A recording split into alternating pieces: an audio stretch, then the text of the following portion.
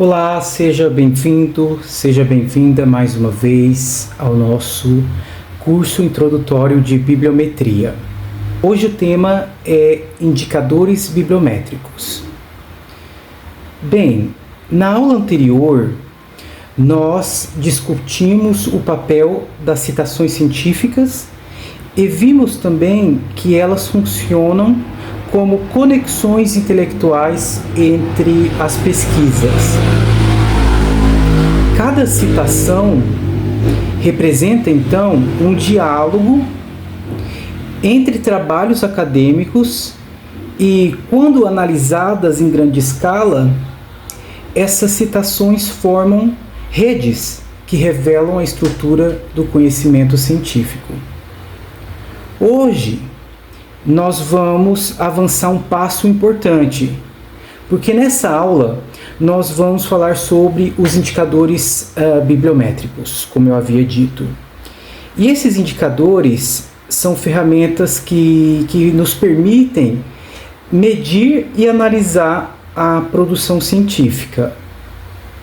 Em outras palavras, esses indicadores ajudam os pesquisadores, as universidades e as instituições científicas a compreender como o conhecimento está sendo produzido, como o conhecimento está sendo disseminado e como ele tem sido utilizado também.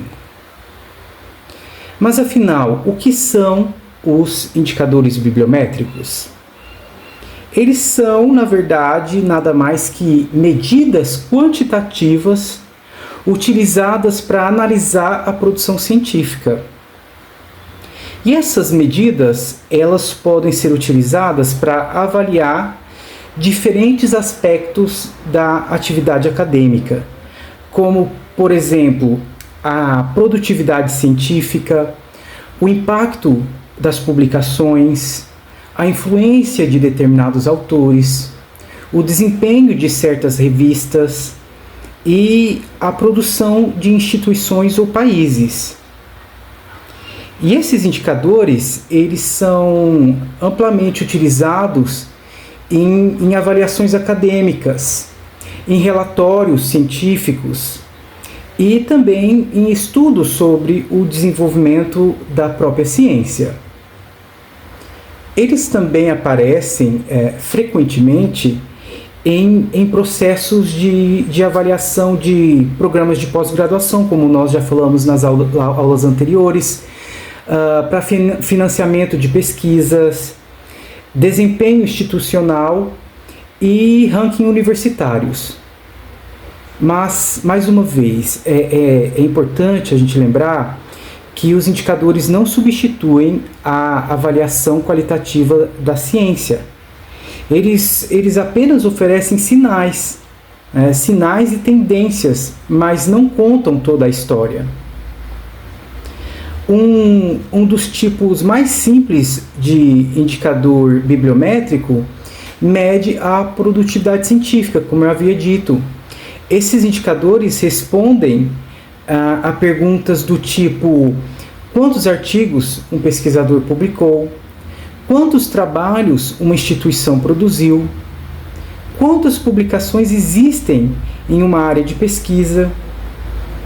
E esse tipo de indicador é relativamente simples, porque se baseia apenas na contagem de publicações. Por exemplo, um pesquisador pode ter publicado 5 artigos, 20 artigos, 100 artigos. Esses números, eles indicam nada mais do que níveis diferentes de produtividade. Da mesma forma, nós podemos, então, analisar a produtividade de universidades, dos países e das revistas científicas. Esse tipo de análise vai nos ajudar, então, a identificar os centros ativos de produção científica. E, além da produtividade, outro aspecto bastante importante da ciência é o impacto das publicações. Porque nem todos os artigos têm a mesma influência sobre pesquisas posteriores. E alguns trabalhos acabam se tornando, com o tempo, altamente citados e passam, a partir disso, a desempenhar um papel central em uma área do conhecimento. E é exatamente por isso que muitos indicadores bibliométricos analisam o número de citações recebidas por um trabalho científico. E entre os indicadores mais comuns, a gente pode citar, então, o número total de citações, a média de citações por artigo, os artigos altamente citados, entre outros. E essas medidas, elas nos ajudam a identificar os trabalhos que tiveram uma grande influência científica. Por exemplo, um artigo citado centenas ou milhares de vezes provavelmente teve uma grande relevância em seu campo de pesquisa. Isso é mais ou menos óbvio. E também um dos indicadores bibliométricos mais conhecidos é aquele que eu já citei na aula passada, o índice H, que foi proposto pelo físico George Hirsch em 2005. Esse índice, o índice H, ele busca medir simultaneamente a produtividade e o impacto científico. A definição desse índice é relativamente bem simples. É a seguinte: um pesquisador possui o índice H igual a H quando ele tem H artigos que receberam pelo menos H citações de cada. Isso vai ficar melhor explicado agora, eu vou explicar melhor. Porque pode parecer, né, esse conceito pode parecer um pouco abstrato à primeira vista. Então é melhor a gente imaginar um exemplo bastante simples. Suponhamos que um pesquisador tenha publicado vários artigos. Se desses 10 artigos receberam pelo menos 10 citações cada, então o índice H desse pesquisador é 10. Então são 10 artigos que ele publicou que receberam pelo menos 10 citações cada. Então, a partir disso, o índice H desse pesquisador é 10. Da mesma forma, se 20 artigos desse autor receberam pelo menos 20 citações cada, então o índice H desse pesquisador é 20. E esse indicador tenta, então, equilibrar dois fatores: a quantidade de publicações e também a influência dessas publicações. E é exatamente por essa razão que o índice H acabou se tornando muito popular nas avaliações acadêmicas nas últimas décadas. E indicadores bibliométricos também são utilizados para avaliar as revistas científicas, como eu disse no começo da nossa aula.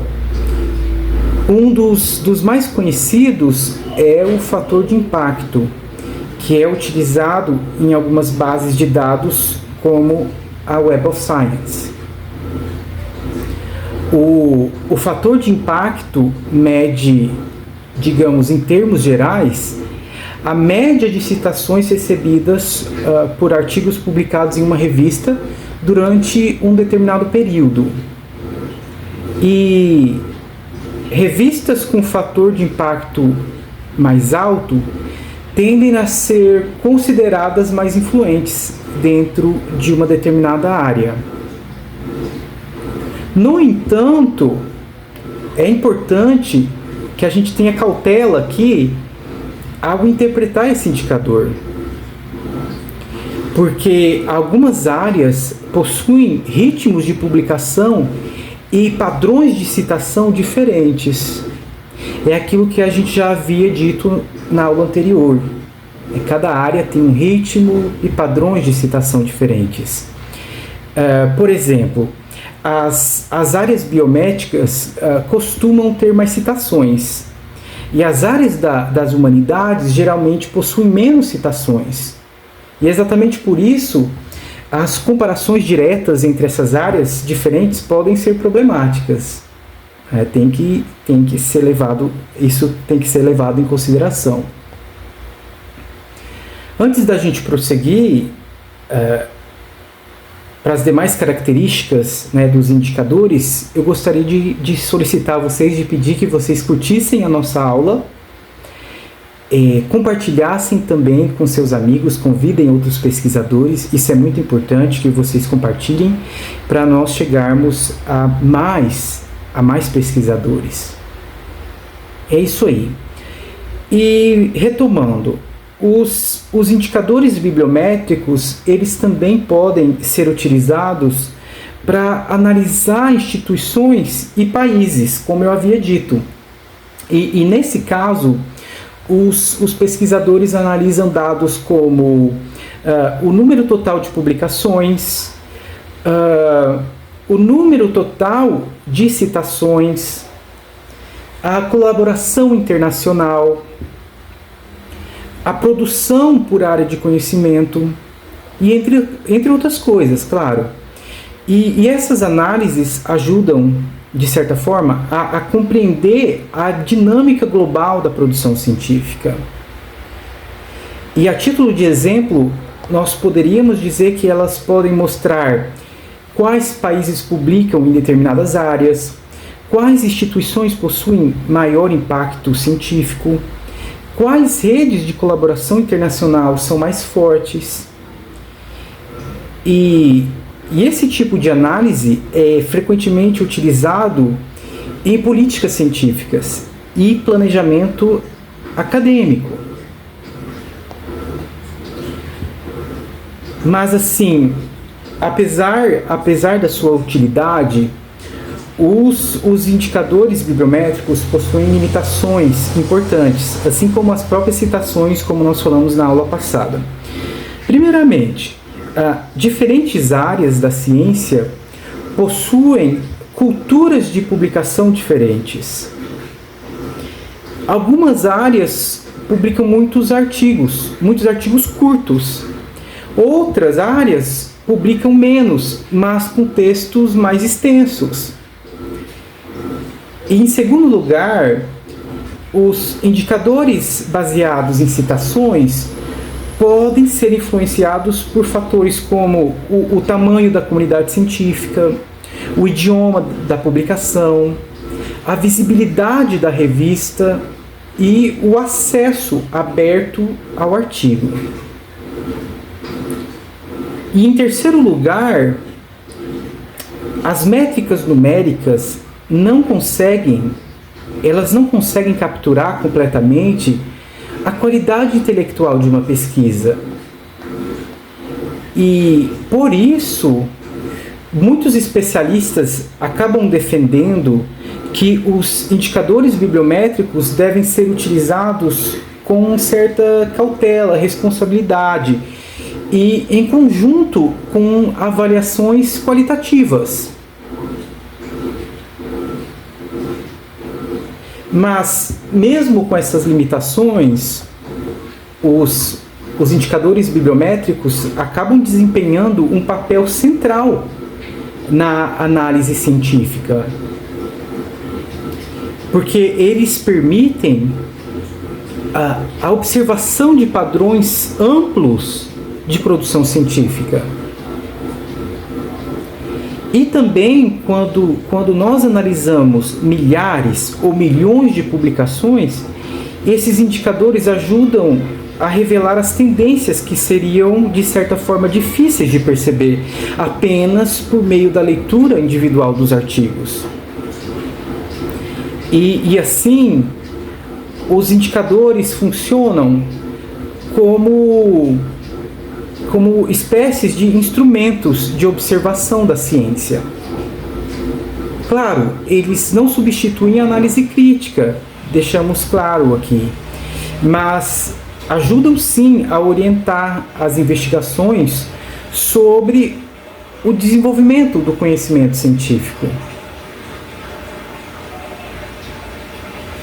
E a nossa aula de hoje, então, é nesse sentido de mostrar a importância dos indicadores, né, e também as suas características. Nessa aula, né, já caminhando para a conclusão, nessa aula nós exploramos os indicadores bibliométricos, que são essas ferramentas utilizadas para medir diferentes aspectos da produção acadêmica. E então nós vimos aqui que esses indicadores podem analisar a produtividade dos pesquisadores e das instituições, o impacto de publicações, o desempenho de revistas científicas e a produção científica de países. Nós também, nessa aula, discutimos um dos indicadores mais conhecidos, que é o índice H, e vimos, né, que os indicadores precisam sempre ser interpretados com cautela. Já na nossa próxima aula, nós vamos explorar, nós vamos começar, né, nessa exploração de um tema muito importante dentro da bibliometria, que são as redes científicas. Então, isso a gente vai deixar para a próxima aula. Nós vamos tentar entender como os autores, os artigos e os conceitos podem ser conectados em redes complexas, aliás. E como essas redes podem ser visualizadas para revelar a estrutura de um campo de pesquisa. É isso. Eu estou colocando as referências utilizadas nessa aula na descrição das nossas aulas, dos vídeos do YouTube. Então, caso vocês queiram ler, aprofundar as pesquisas de vocês, os estudos sobre bibliometria, as referências estão na descrição. E também nós convidamos vocês a participar do nosso grupo de estudos, o GTEC. O GTEC que é dono do canal do YouTube em que essas aulas estão sendo veiculadas. Então, muito obrigado por acompanharem mais essa aula e nos vemos no nosso próximo episódio. Até mais, muito obrigado mais uma vez.